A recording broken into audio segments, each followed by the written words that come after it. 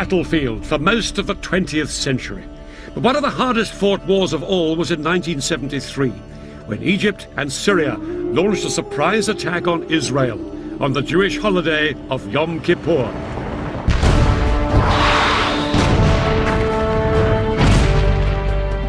For 3 weeks, the battle swung violently from side to side. It brought each within sight of victory and defeat. And it brought the superpowers, America and the Soviet Union, close to a nuclear showdown. The Israelis were in no doubt they were fighting for their country's very survival. For the soldiers of Syria and Egypt, it was a battle for Arab territory and Arab pride. In this program, I'll be revealing how Arab and Israeli commanders astonished each other with the boldness of their strategy. And I'll be finding out how both sides used the latest weaponry with shattering results. No 20th century conflict has been as lasting and bitter as the struggle between Israel and its Arab neighbors. This is the story of the biggest battle between them. It's still such a sensitive subject in Egypt that they wouldn't let us film there. This is the story of the October War of 1973.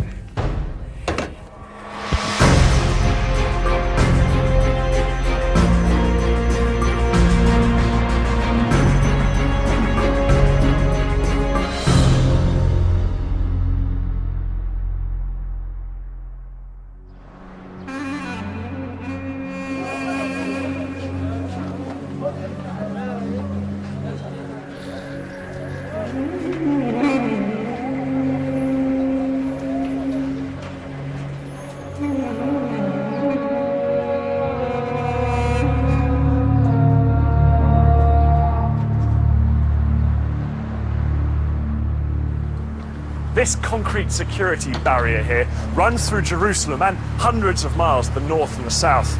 On this side live predominantly Muslim Palestinian Arabs.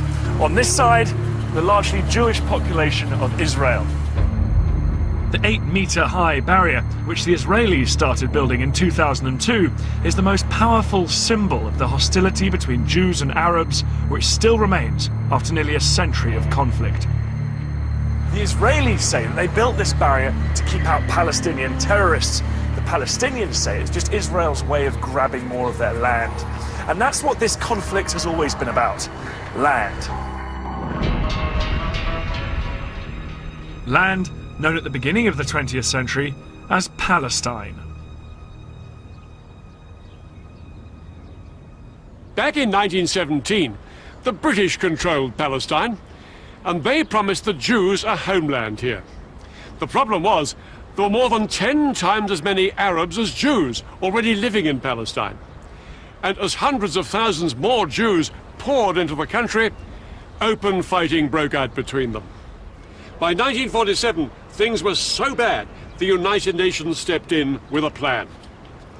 This is how Palestine looked then. Lying on the eastern edge of the Mediterranean, it was bordered by Lebanon, Syria, Transjordan, and Egypt. The United Nations suggested partition. The Palestinians would keep land here, here, and here, and the Jews would have the rest. Jerusalem would be an open city shared by everyone. The Jews accepted the plan, and in 1948 they declared their independence as the State of Israel. But the Palestinians and the neighboring Arab countries rejected partition. War followed, and the borders changed once more. The Israelis took over Arab lands here in the north and along the Egyptian border, ending up with most of Palestine and most of the key city of Jerusalem.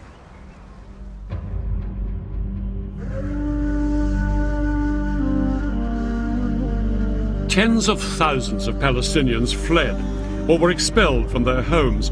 These refugees headed to neighboring Arab countries, creating a refugee crisis that lasts to this day. One night everyone was awakened to the sound of people. Go, go, the Jews are coming. I can still recall the voice and the ensuing chaos.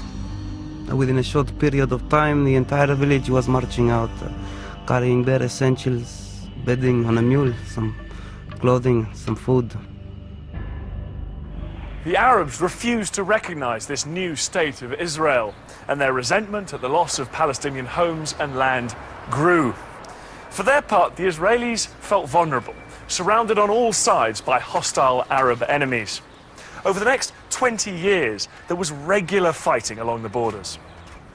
In 1967, things finally came to a head. On the morning of June the 5th, Israel launched a preemptive strike against Egypt. It was followed hours later by attacks on Egypt's allies, Syria and Jordan. It would become known as the Six-Day War. Almost 200 pilots of the Israeli Air Force took part in an incredibly ambitious airstrike.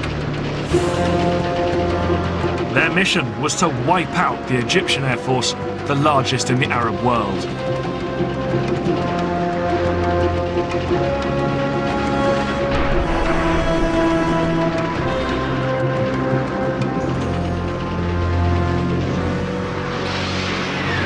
In just under 2 hours, Israeli bombs destroyed almost the entire Egyptian Air Force before it had even got off the ground.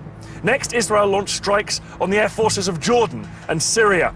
By the end of the day, Israeli pilots had won total control of the skies. Not very far away, there were some military bases, and they had been attacked early in the morning. There was nothing announced, and we didn't know what was going on. Defeat was unfolding right there.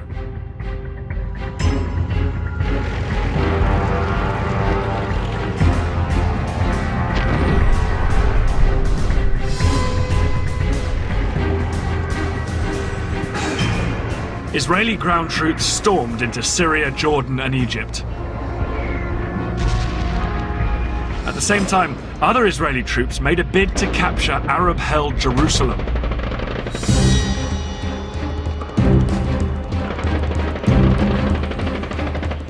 On June the 7th, just 2 days into the war, Israeli paratroopers charged through this gate into the old city.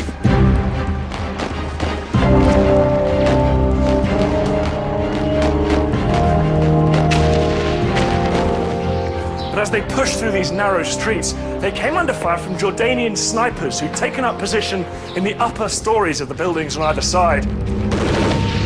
Israelis pushed on.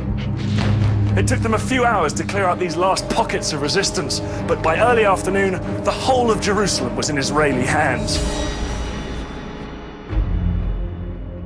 I took out the Israeli flag, which I carried with me the whole time, and waved it. I hung the flag on the fence. My commander, who was the toughest among us, was standing next to me. He burst into tears underneath his steel helmet. Another friend was weeping, a chain of bullets wrapped around his neck. In the days that followed, Israeli troops drove back the soldiers of Jordan, Syria, and Egypt. In 6 days, the Israelis had won the war. The defeated nations counted the cost.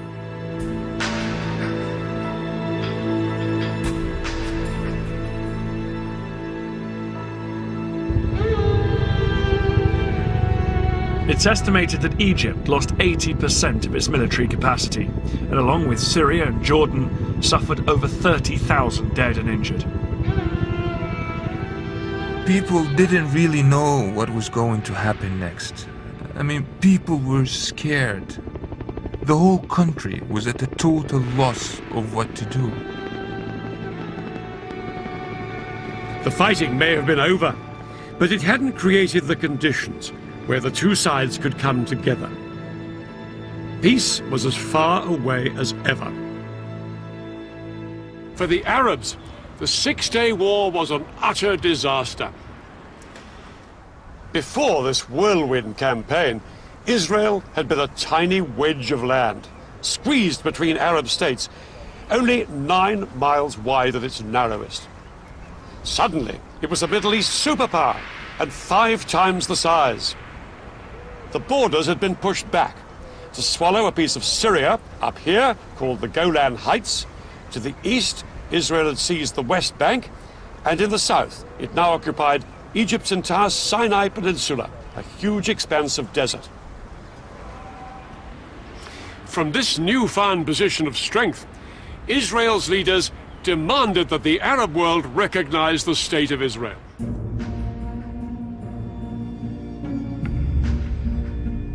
Arab leaders met in Sudan to formulate their response. They were emphatic. They would not recognize Israel and insisted on a total Israeli withdrawal from the territories it had just occupied. Over the next few years, both sides became entrenched, and nowhere was this more visible than along the new border with Egypt. The Suez Canal.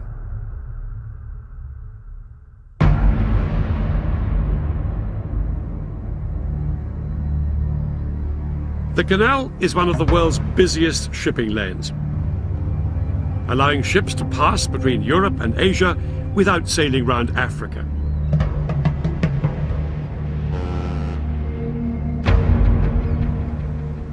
But after the Six-Day War, this international waterway was closed to shipping as sporadic fighting between both sides continued to flare up. The Israelis and the Egyptians now faced each other eyeball to eyeball across the canal. The Egyptians could never accept that this was a permanent frontier. But the Israelis were equally determined.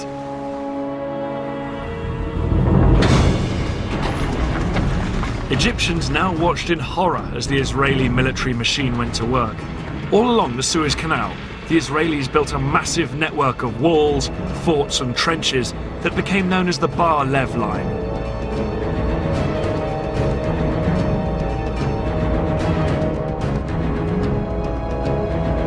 Israel resolved that Egypt would never force its way back into the Sinai. But they weren't just relying on the Bar Lev Line for defense. The Israelis also had a system for rushing troops to the front line.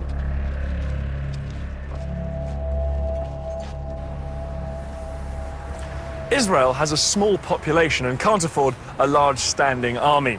So every male Israeli does 3 years national service and remains a reservist into his 40s or 50s, ready to be mobilized in times of war. Today, females also do national service and they can also be called up if war breaks out. 30 years ago, an army of 250,000 men could be mobilized within 72 hours if the Arabs showed signs of attacking. But after the Six-Day War, that didn't seem